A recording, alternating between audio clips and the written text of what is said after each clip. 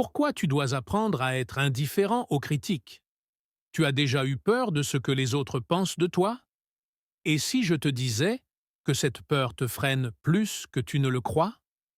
Aujourd'hui, on va voir pourquoi tu dois apprendre à être indifférent aux critiques.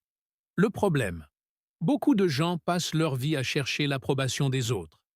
Ils ont peur de dire ce qu'ils pensent, peur d'agir, peur d'échouer, tout ça à cause du regard des autres. Mais la vérité, c'est que cette peur t'empêche d'avancer. Tu deviens prisonnier des opinions extérieures. Et à force de vouloir plaire à tout le monde, tu finis par ne plus être toi-même.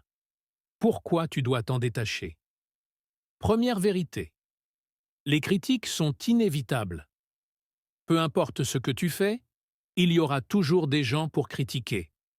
Même les plus grands leaders, artistes et inventeurs ont été critiqués. Alors pourquoi t'en soucier?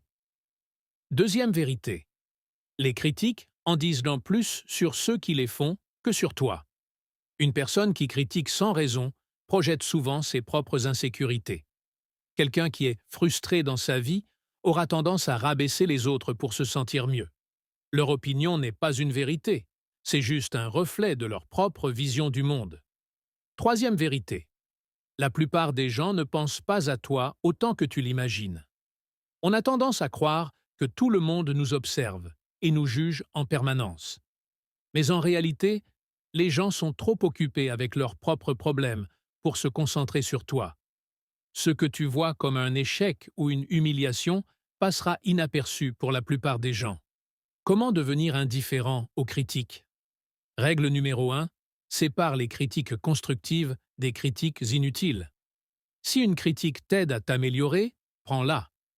Si elle est juste là pour te rabaisser, ignore-la. Ce n'est pas parce que quelqu'un dit quelque chose sur toi que c'est vrai.